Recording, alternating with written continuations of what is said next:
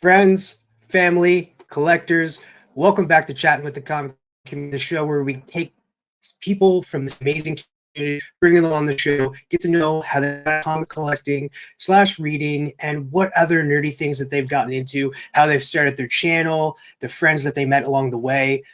Who knows? What might be revealed in any Chatting with the Comic Community. And I always like to talk with everybody about how they got into comic collecting and other nerdy stuff. Sorry that this video is out later than expected. It was supposed to be out Wednesday. It'll be out Friday now, the day that you're watching this, or you could be watching it on the rewind somewhere down the line, maybe months, maybe years from now. But today on Chatting with the Comic Community, I have one of the funniest guys in this comic community joining me. He's a huge Jeff Lemire fan, but not only that, he's a great entertainer, doing stuff that nobody else has done, or changing things up like nobody's ever seen. And I'm talking about Lee from Whack Comics. Let's bring him.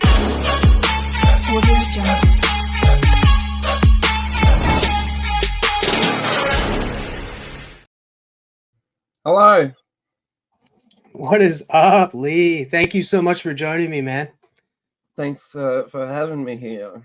I appreciate the kind words. I know you said I'm a funny person, but not quite funny enough to get your vote for the Comic Book Community Awards, and that's fine by me. You only broke my heart a little, but it's okay. I do apologize for you that. were this close. You clicked on us, and you were like, "Whack Comics, nah." Actual Dracula. Yeah, well, looking back at the my voting in that for the Comic Book Community Awards, I didn't vote for a lot of Canadians, so I had to give it to one Canadian. So it's a racist gotta show my thing. pride. I understand it's a racist thing. Yeah. It's racist not a racist towards Australians. Only go with your own race. I understand now. Mm-hmm. No. Actually, yeah, I didn't vote for any Australians in that. So I guess I am. I'm sorry, guys. Sorry. Well, dude, thank you so much for joining me. I know I didn't vote for you, but I'm so happy to have you on. So for the viewers at home that don't know about you, tell them a little bit about yourself. I am Lee from Whack Comics. I'm an Australian. I am 33 years old. I was born in 1990 in no way, and I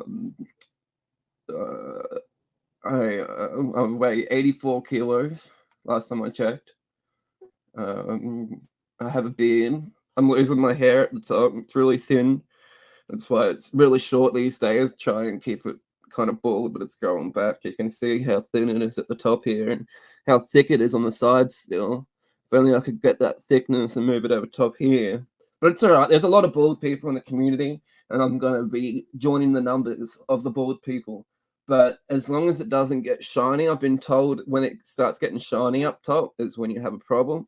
I've been told to use some baby powder. Baby powder will help keep the shine off. So I've got to invest in some baby powder. I've never really used baby powder up top of my head before. But if it keeps the shine off, I'm willing to try anything. What else about me? I love Jeff Lemire, as TM Nerdy mentioned. I don't think I've mentioned it before, though. He is my favorite creator of all time. I even got a panel from Essex County tattooed on my wrist that I'm sure you can see perfectly. My dream came true. I finally got to interview Jeff Lemire, and I was really nervous about it, but we had a mad chat, and it was good. And he said when he comes to Australia, he's going to let me know. He's hopefully coming to a con in a couple of years, and we're going to be able to do an interview in person, which is going to be amazing, but even more nerve-wracking for me. Yeah, I think that's about a lot of information about me. You probably find out more as we go along. Maybe. So let's get into it, man. I want to know how you got into comic collecting / reading. Okay, so when I was younger, my brother, I was raised in a pretty big family by a single mother. My mum's the best, but she didn't really have too much money to buy us comic books and whatnot. My brother would actually, my oldest brother, Stephen, would steal comic books from his friends and bring them home, and that was my first introduction to comic books, from my brother being a thief.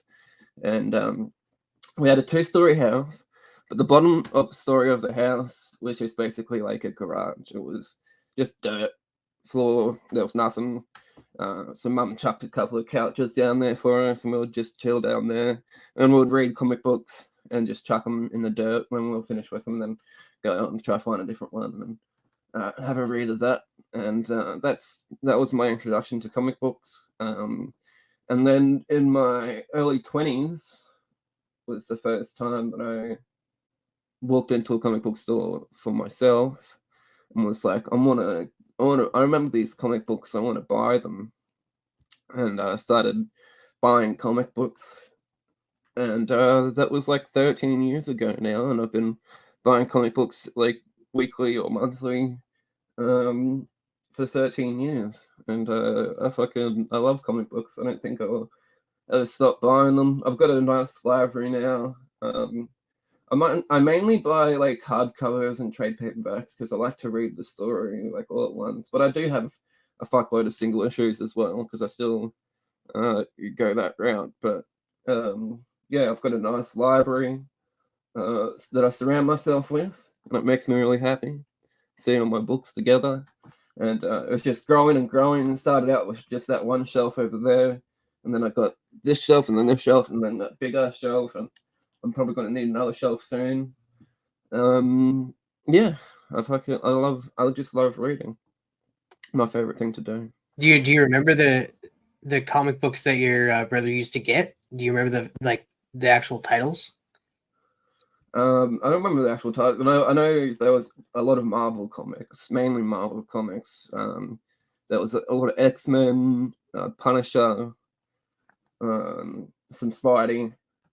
They were the main ones that I remember. But I think the main ones that we had like more of would have been X-Men for sure. And I do love the X-Men. I don't read as much as that much X-Men though, but they're definitely what started me off was those 3 titles: X-Men, Punisher, and Spidey. Are you still reading Spider-Man to this day, or even Punisher? I know you said you were big into X-Men, but you're not so much anymore. Yeah. To be honest, I'm not that much into superhero comic books anymore. Marvel or DC. I still get a couple here and there. I'm reading Daredevil. I was reading Immortal Hulk. I'm reading Nightwing by Tom Taylor. But apart from that, I don't think there's a lot more what do you call it, Marvel or DC books that I'm getting. I much prefer my indies these days. Much prefer my indies these days. When did you start falling into the indies? Because you said you've been doing it, picking them up for about 13 years. So like half of those years must have been like Marvel or DC. Definitely. When was it like you got really into the indie comics? I would say around 2014. I reckon 4 years in, I found some Image comics. I can't really remember what the first Image comics that I read were. Probably some Dark Horse as well. But yeah, around 4 years in to my collecting, and I was like, what's these other ones I've been hearing a lot about?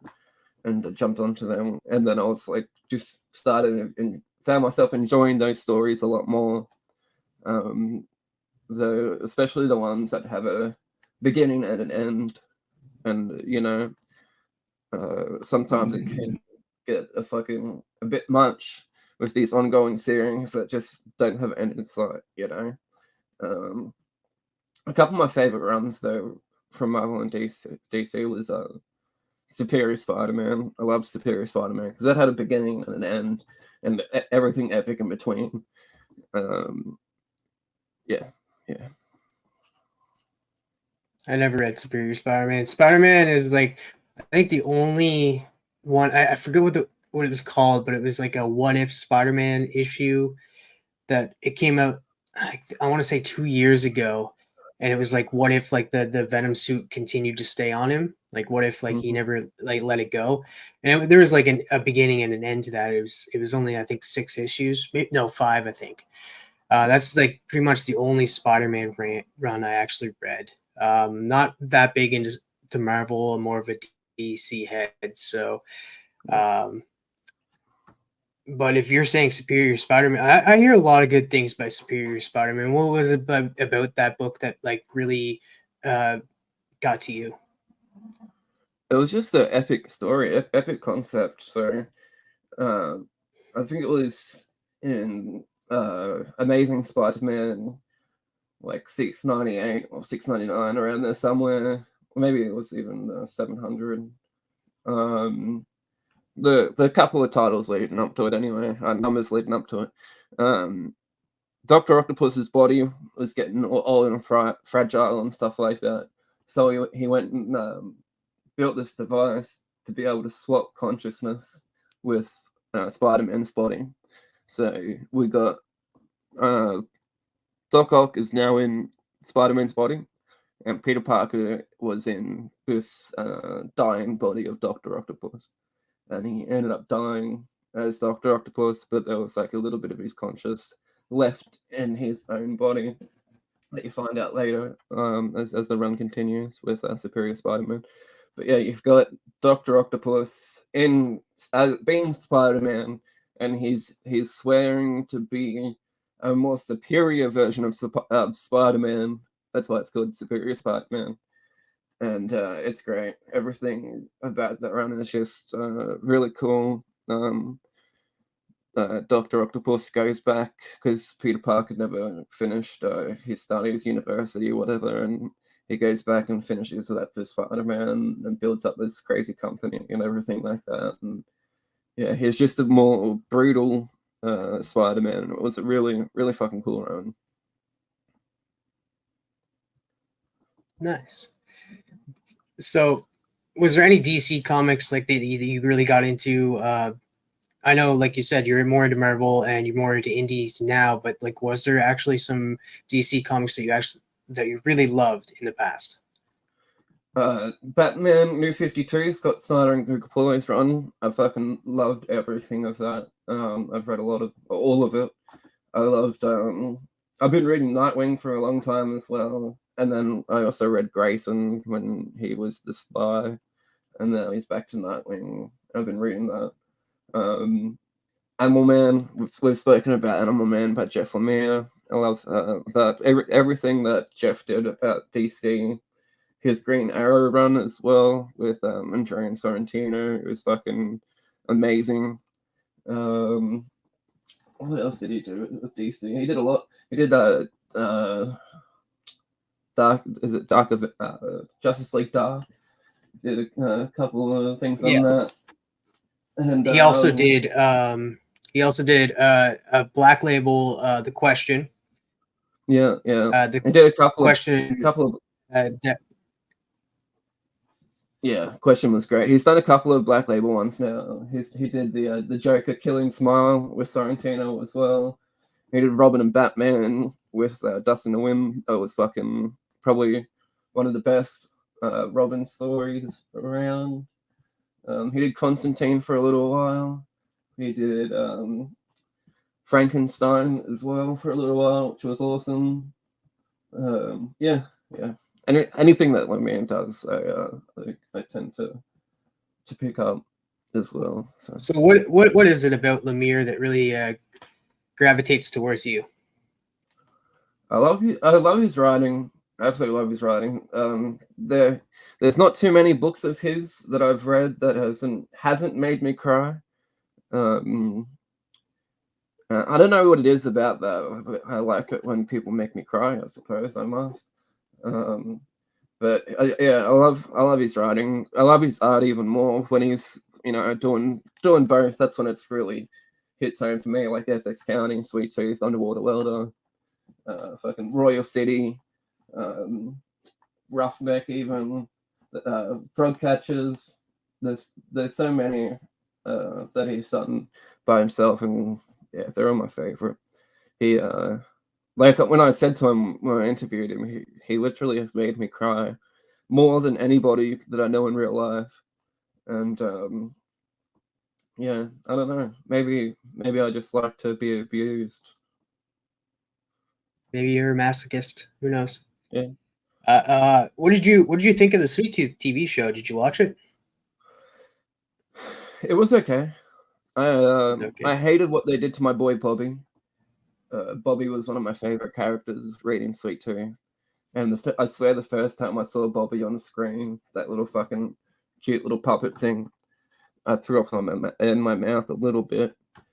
And it just made me fucking sick. I hated it. Oh, it made it hard to watch once Bobby was introduced. But I think Gus was done really well. Same with the pig girl, which I forget her name. Is it Emily or something like that? Emma, maybe. I forget now. I haven't watched. I think I've watched half of season 2. Haven't completed season 2 yet. But the comic book is way better than the show, obviously, like most things are. I think the show is nowhere near as dark as the comic book was. The comic book's very dark and with hints of like love and like other stuff, other tones. But I think it sort of flips the script with the TV show. They put all the love and bright stuff at the top in the forefront and like a little bit of darkness in the background that you sometimes see. But if anyone has watched the Sweet Tooth TV show and hasn't read it, you gotta read it. You really do gotta read it. It's so good. I even enjoyed the return of Sweet Tooth. I was really unsure about going back to Sweet Tooth, the return of Sweet Tooth, because Sweet Tooth had an amazing ending. And I think there's a lot of writers fail a little bit on the ending. You know, there's a lot of comic books that are fucking amazing right up until that last issue, and then you're just left, I don't know, with it not being like a really satisfying ending. But I feel like Jeff Lemire gives you more satisfying endings than most other writers. You know, I think there's maybe only one or two, maybe 3 or 4, because he's written a lot of stuff, obviously, but there's not much that I've read where I haven't felt satisfied with the ending. And Sweet Tooth, the ending for Sweet Tooth is just beautiful. But the return was really good. He did something different with Sweet Tooth, and it didn't take anything away from the main title, which the main thing I was worried about. It added a little bit to the mythos of Sweet Tooth, I suppose, but yeah, it was a fun read, and I really liked the Jim Lee cover for issue number 1. Seeing Jim Lee do a version of Sweet Tooth was really interesting. So and they're making Essex County live action that might be a little bit more easier to do than Sweet Tooth. And who exactly. Which company's doing, or what is it? Netflix doing Essex County too, or no? I'm not sure. It's Essex County for you Canadian cunts. It's already out. It's already been aired. You can watch it all already. Jeff Lemire was the writer and showrunner for it too, which was really cool. Which I think it'll make it even better, you know, with him being attached to it and putting what he wants into it and stuff like that. It's his vision for the show, just like it was his vision for the book. I have no idea who it came out with in Canada, because I'm not in Canada. I'm in Australia. and there's not even a word yet on when the rest of the world will get it, but hopefully we'll get it soon, because if I don't get it soon, I'm gonna have to pirate it, and I don't like to pirate stuff that often. But if I have to, if I have to wait for too long, if you make me wait, I'm gonna fucking pirate it, because I'm I'm alright at waiting, but I get impatient, you know. When I have to wait for something for too long, I'm like, fuck this, just give it to me now. You know what I mean? I understand that as well, and I don't know about you, but in Canada we don't get HBO or the Max, as they want to say it, and like when certain shows were coming on, I was not able to get them or watch them, so I had to do what you were saying. So I really get what you mean. It does suck when you have to do that, but I guess we got Essex County first, so we win this time. You haven't even watched it, you fucking cunt. You've got it there, but you haven't even fucking. Makes me angry to you.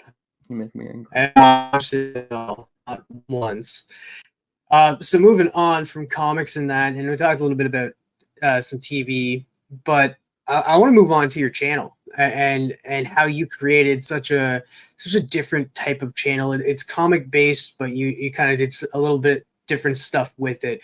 Do you want to explain to me how you started your channel and Sure. went into creating it? I started the channel during COVID, like a lot of people did.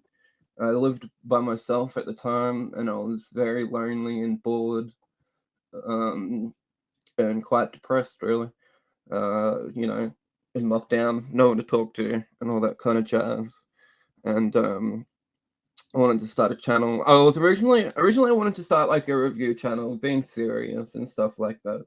And I tried to record a couple of videos doing that, and I found really fast that I'm not good at that. I'm not good at much. I can't really vocalize myself in a way that's meaningful. And I can't. I have thoughts in my head, but I have trouble constructing good quality sentences about things. So after I realized that I couldn't do that, I was like, I've got a lot of comic books, maybe too many.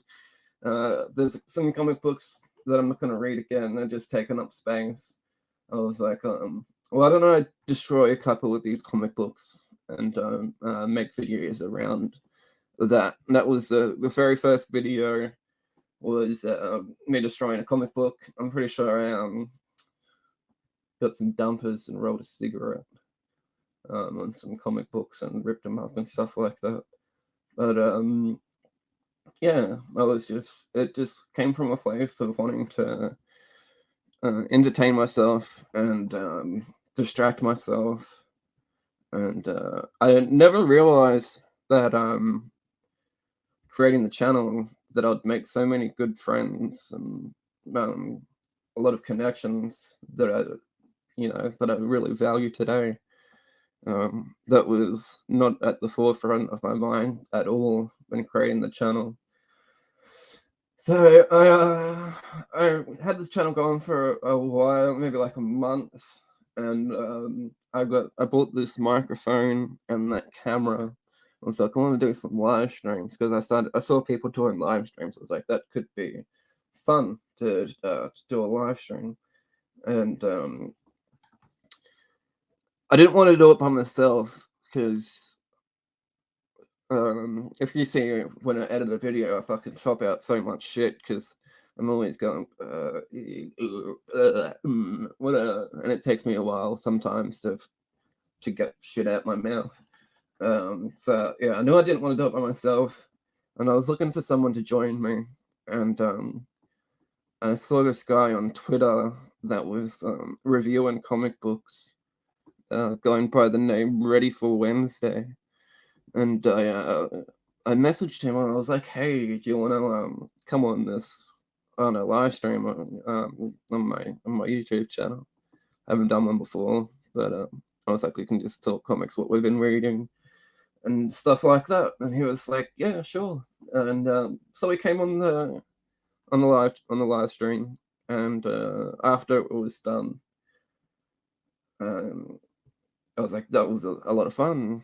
You want to come back for the next one? And he was like, yeah, sounds good. And he just kept coming back. I think he did maybe like maybe 3 or 4 live streams together. And then he was like, hey, can I make a video? I got an idea for a video. It was those on sale Wednesday variants that Marvel was doing. And he didn't like them. And which I don't blame him, because they weren't good covers.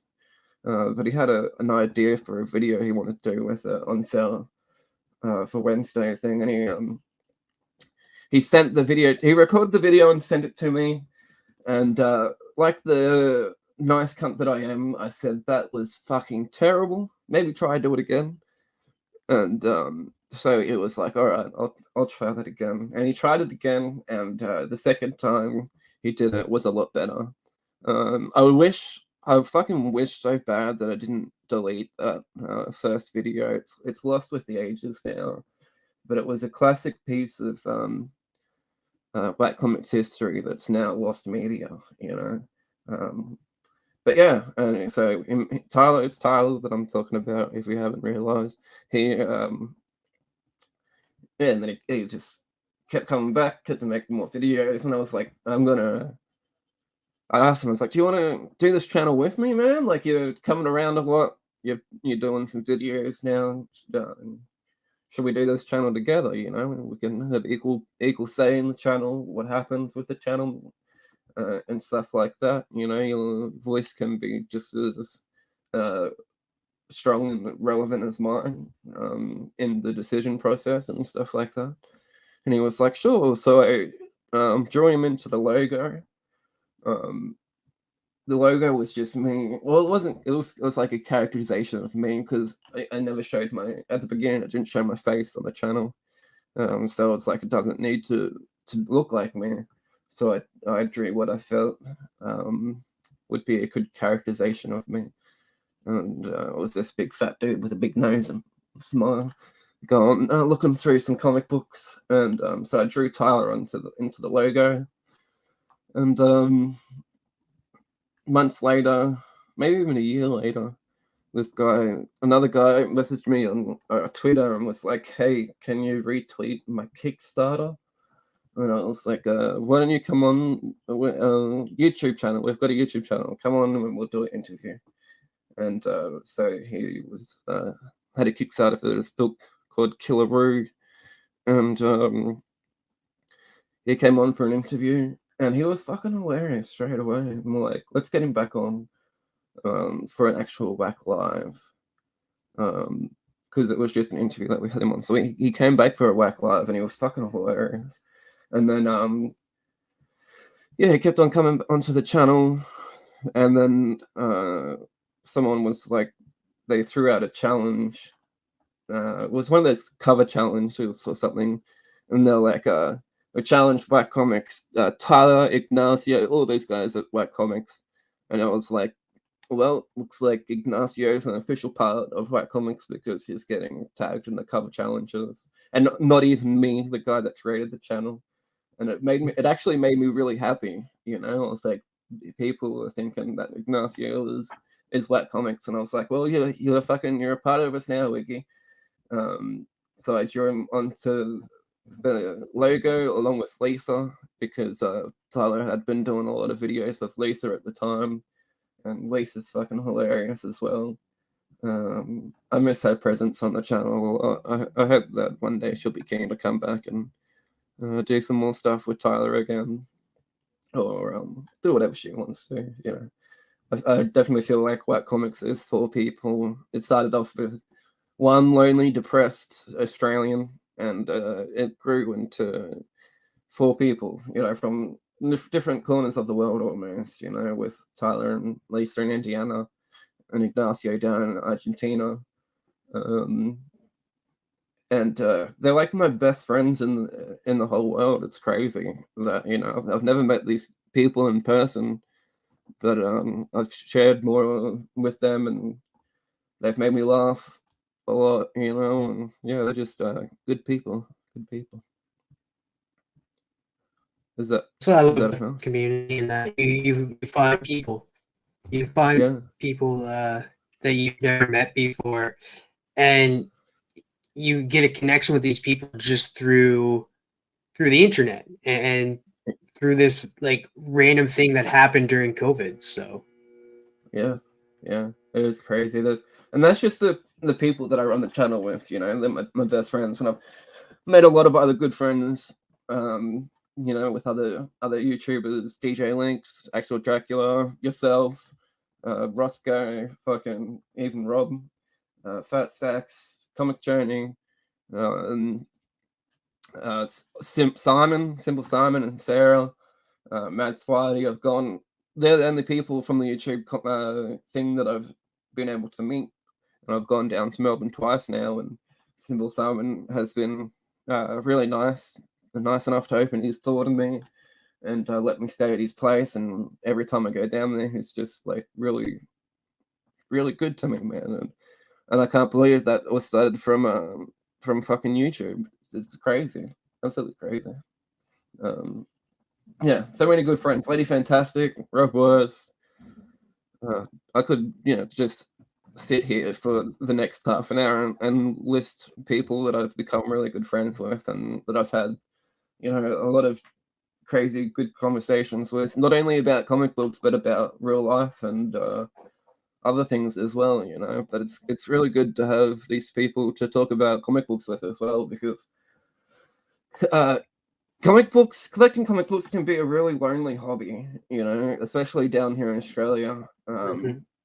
There's not that many comic book stores around anymore. I remember when I first started collecting comic books in 2010, my city, Brisbane, had 4 comic book stores, and I was like, wow, we got fucking 4 comic books. The free comic book day was the best. I used to hit up all 4 stores, get free comics, and all 4 stores would have crazy sales going on. But one by one, they all fucking went away, and there's only one store left in Brisbane City. But I'm glad they're still there because they were my main squeeze the whole time. Comics Etc. I like would visit the other stores when Comics Etc. didn't have the book that I needed or sold out, whatever like that. But they've been in the city for like I think like 20 years now or something like that. So hopefully they can stay around forever because if they ever have to pack up and go, then I'm gonna be real sad that I haven't got a store to go to anymore. Yeah, that would suck. Yeah, I do agree though. Like I have nobody around here to talk comics with. People don't know. There's no comic book shop here, so like I can't talk comics. And I was just blessed. Like the other night, I was able to join a stream and talk about a current series that is coming out, and some people that are collecting comics in this are not reading like weekly comics either. They're collecting comics or they've stopped reading them, but they still collect a lot of older issues and that, which is fine. But it is hard to talk comics and talk your passion with somebody, and this platform has really helped with that. Definitely. I think a lot of my family and friends were just like getting sick of it. Like, fucking, you still talking about that shit? There's been one friend in real life that I pushed comics on, and I remember one day he came over and because he always thought that comics were like childish shit, like most people do. They're like, comics are for children. And I passed him Nameless by Grant Morrison. I was like, you think fucking comic books are for children? Here, read this. And he opened it, had a little flick through, and then he started from the first page, and then I saw him getting really invested and just like started reading the whole thing, and so I stood back and started reading something. I was like, I'm gonna let him finish that, and yeah, he sat there and read the whole thing, and then put his head up and apologized for shitting on comic books, and he was like, have you got anything else I can read, something I could take home? And I was like, that's my shelf. You see anything good on there? Fucking go for it. And yeah, but he used to live around the corner from me, but he's moved now, so I don't get to see him as often as I used to. But yeah, one successful conversion to comic books from all the people that I've talking to comic books about. Yeah, it's I don't think anybody, like, they do have them at the, there's got to be somebody in town that I've not met, because like we do have a library that has like trade paperbacks that I can go back and like check out and read in that, and sometimes they're not there, but all of our libraries are connected throughout Canada. So if like there was a trade paperback, you just look at their catalog online, and it could be in Ontario, and I could just be like, okay, I want to put that in my want list, and that, and then they'll ship it to the library here in Canada, in Prince Edward Island, for free. So but there's got to be somebody around here that I just don't know about, but it's always fun to talk online with people, even do shows with them and talk comic books. It shows, but at the same time, it's just you discussing comic books with somebody, or TV shows, or movies, whatever your fancy is.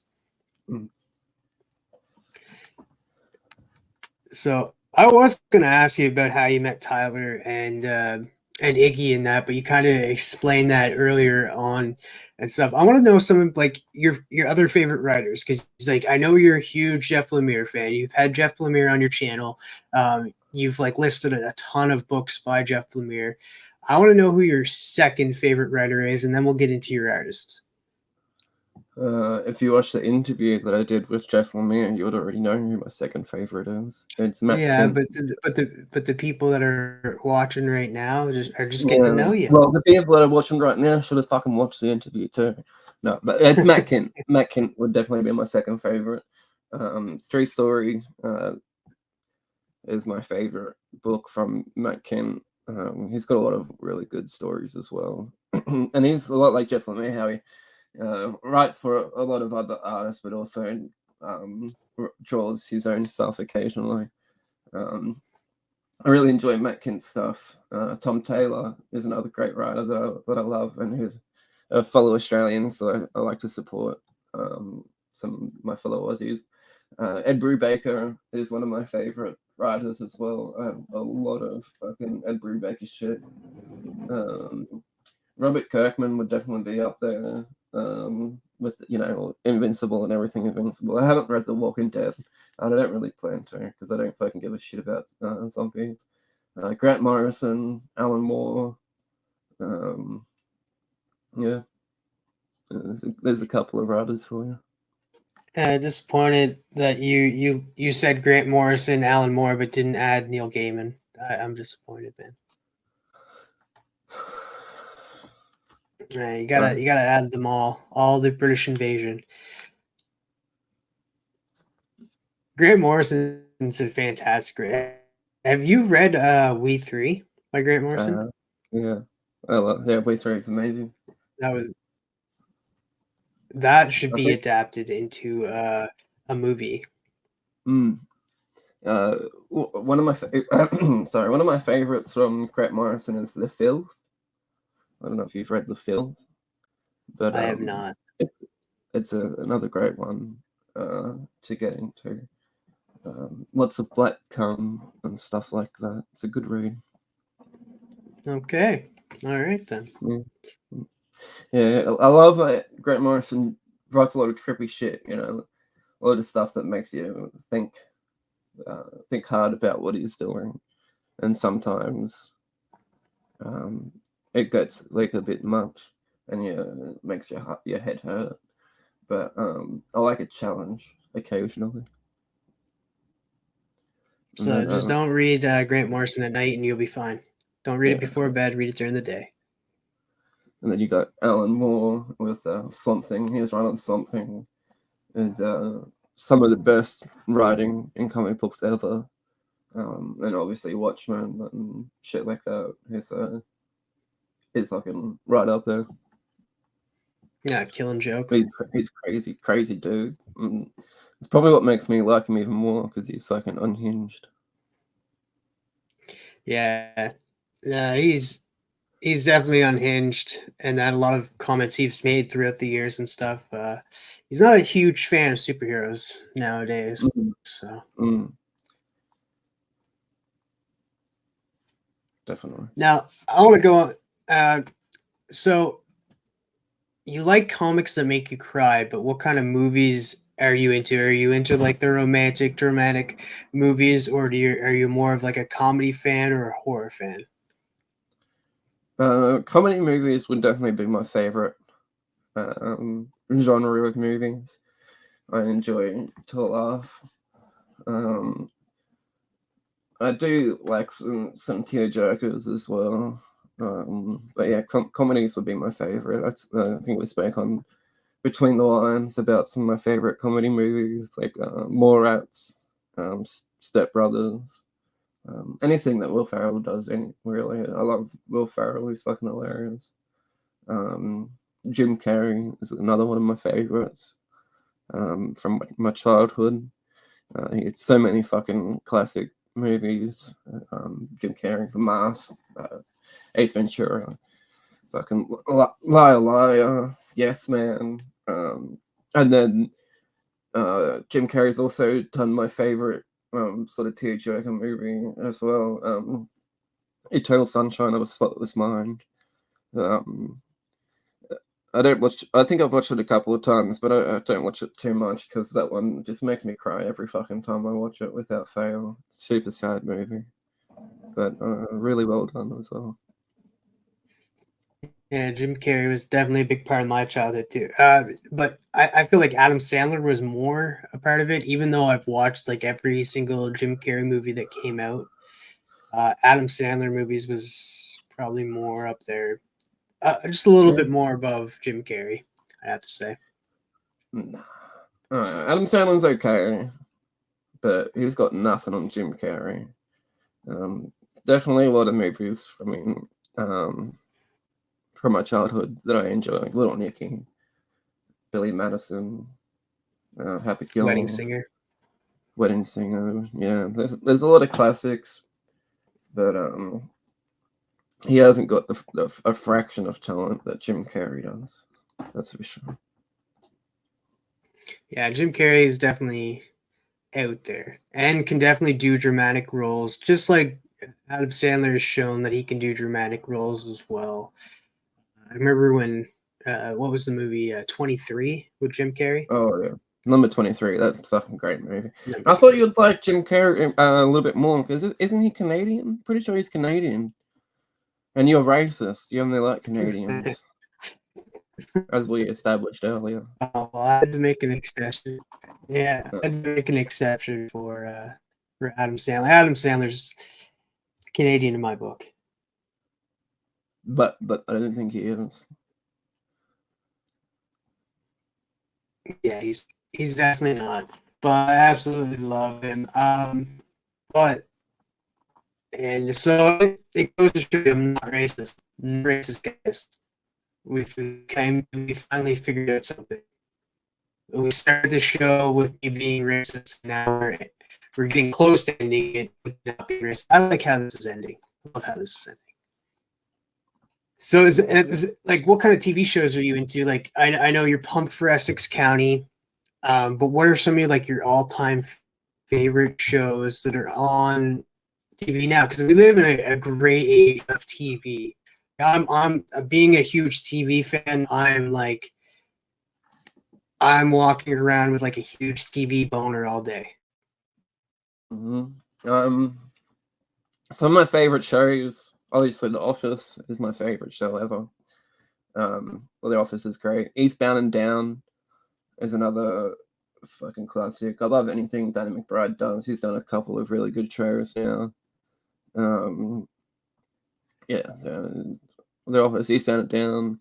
BoJack Horseman was one of my favorites ever as well. Community was really good. Mr. Bean. No, it's an old show now, but that was my favorite as a child. I love Mr. Bean. What other shows?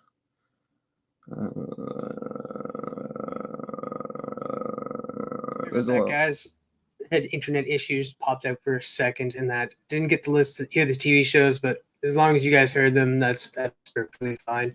I heard The Office, which I actually, it's funny that you mentioned that. I didn't start watching The Office until COVID hit. And once Mhm. COVID hit, I started watching The Office. And it went on to Parks and Recreation, which was fantastic. I watched them and I'm like, why haven't I watched this earlier? But I don't think I tried watching The Office years ago, but I, just, I don't know if I can do this kind of humor. I was more into like upbeat stuff and couldn't get into the dry humor that it was showing. But when the years went by and I watched it during COVID, I actually binged it, and I think that was the best way to do it. Yeah, The Office is great. Parks and Rec is good as well. I think Parks and Rec had one of the best season finals of any show as well. I remember crying a lot during the season final of Parks and Rec. Um, but I think I only watched it all the way through that once. Like I haven't felt a need to rewatch it like I do with The Office. Like I watch The Office. I don't know how many times I've watched The Office, like countless times. It has so much rewatchability.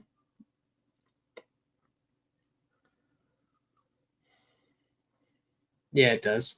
It does have a lot of rewatchability in that. Have you ever went back and watched the UK version? I have, yeah, yeah. Yeah, and the It's UK okay. version is I couldn't get past the UK version at all. I know I forget his name now, but he showed up in The Office too. He showed up.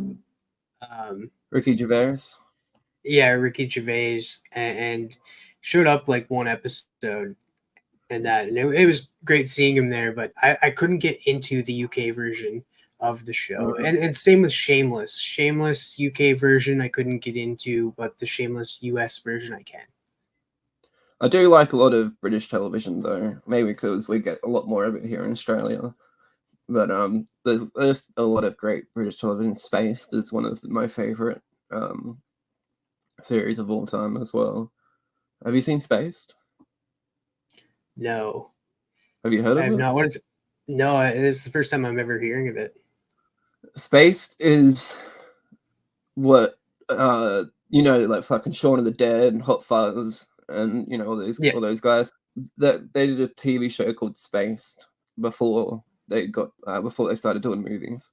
So if you like Shaun of the Dead and Hot Fuzz and stuff, you're gonna love Spaced because it's the exact same creative team. We got Edgar Wright directing and Simon Pegg and Nick Frost and yeah, it's great, really good show. I think I'm gonna there's have to only check two it out. seasons. So it's a pretty quick watch, but it's a great series. Have you ever, speaking of UK, have you ever watched Misfits? Yes, yeah, Misfits was good. Misfits was hilarious. Until like the last season wasn't great and that, but Yeah. it did add a lot of new characters that are actually pretty good. They showed up in like there was a character that near the end showed up in Preacher. He was the main character in Preacher, Hmm. which was a great TV show as well. Yeah. And then one of the characters showed up in Game of Thrones, being the other Snow character. He was the evil guy for like the Mhm. Battle of the Bastards. So Yeah. that Yeah. was also a really good series. Yeah. I enjoyed Game of Thrones. I think they dropped the ball in the last season, and you could tell they were just rushing to the finish line. Um, but yeah, I really enjoyed Game of Thrones as well. I think the first season is my favorite out of all the seasons of Game of Thrones. The first season felt like a medieval detective show. You know, them trying to find out who killed the hand and who pushed Bran out the window and stuff like that. And um, Ned Stark, even though he was like the first like big character death, um, like I never got over it. I still get upset thinking about him getting beheaded in front of his daughters. Um, he was one of the best characters on that show for sure. But um, with him dying at the end of the first season, you know, the main character of the show what felt like the main character of the show at that point, really set the bar for what the show is going to be. You know, like anyone can die at any point. You know, it's fucking crazy. Yeah, your new favorite character could die in the next episode, pretty much. You don't know, and that you're like always on edge for everything that was happening, and it got risky because a lot of shows didn't really kill off their main characters, just like Game of Thrones did, and also didn't have the racy stuff that it did with like brother and sister relationships. So it really pushed the bar for a lot of things. I had a lot of Game of Thrones pop vinyls. I ended up selling all of them, but the Ned Stark one, because Ned Stark's my favorite. Still my favorite character from the show. So moving away from TV, movies, and that, we're gonna move back to comics. I want to know like some of your favorite runs in comics, because you said that you liked a story that begins and ends, and I want you to pick some books that you think people should read, whether it be Marvel, DC, Indies, and I know you've mentioned a lot of Jeff Lemire books, so let's try not to mention a lot of Jeff Lemire books in that list. Fuck yeah.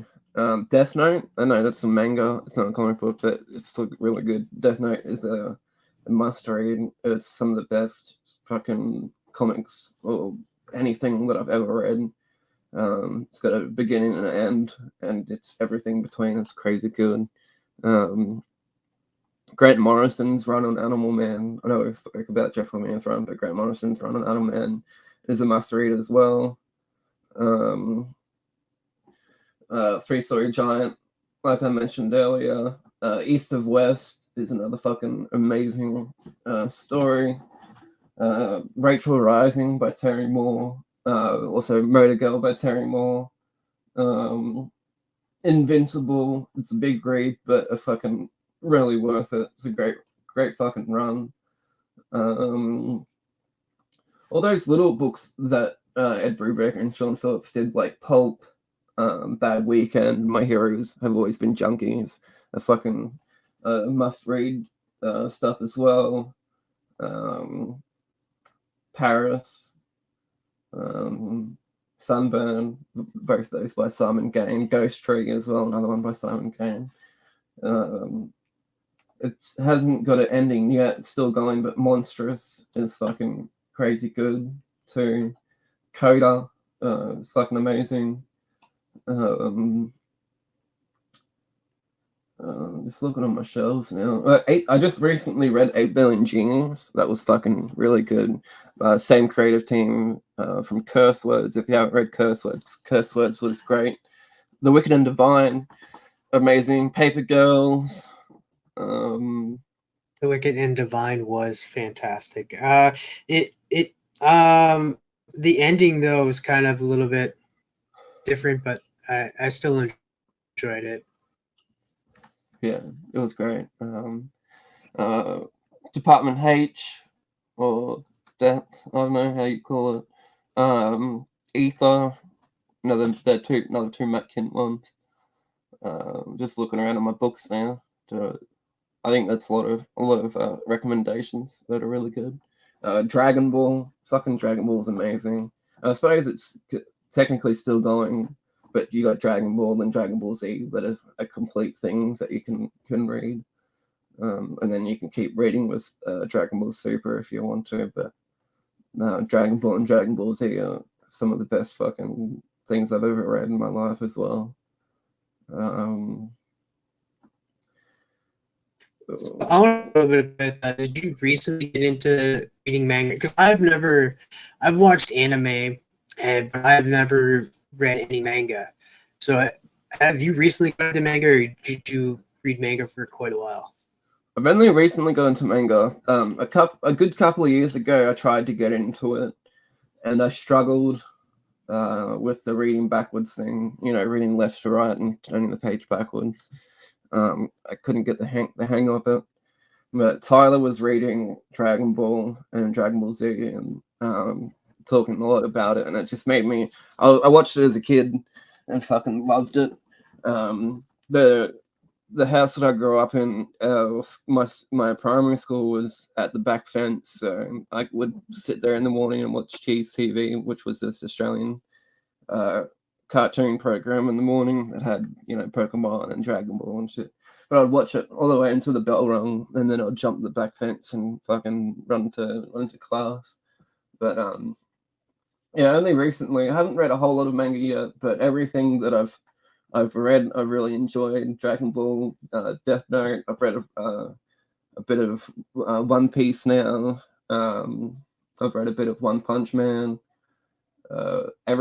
Manga's just fucking. There's something about it that it just reads so much better than comic books as well. The pace is so much better. The pacing of it, the art is like fucking next level. Yeah, I love me some manga, and I definitely recommend it.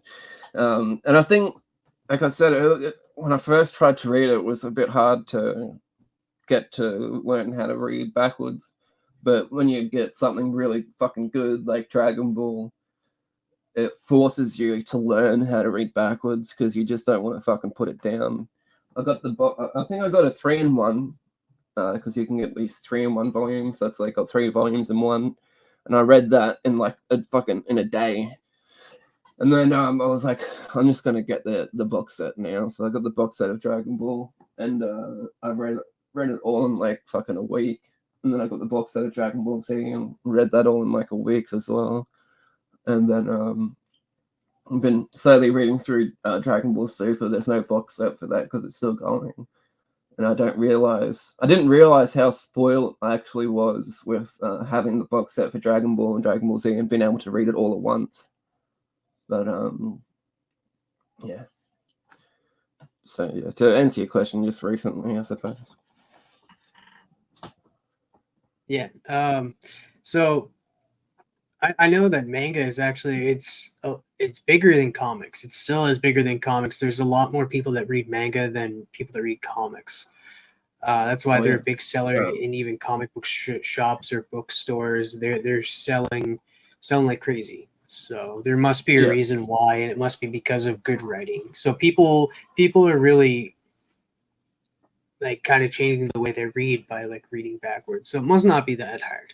It's an inconvenience at first, but I'm gonna give it a try eventually. I'm gonna pick up a manga, or I'm not sure which one I'm gonna start with. I don't know if it's a series. Like I feel like I want to read something that I've not watched before. Like I was thinking Bleach, but Bleach I've like watched everything from Bleach, so it's be like I really want to go.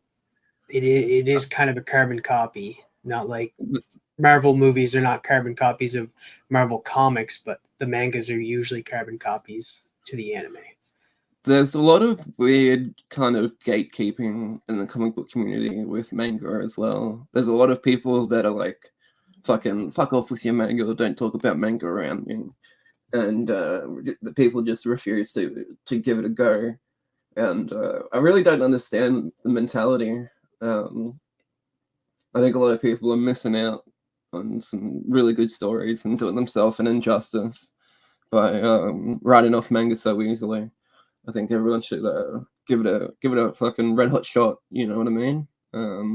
There's a Shonen Jump app that Tyler got me onto, and you can download it for free, and you can sign up for a subscription if you want to. The subscription's really cheap. You can read fucking anything.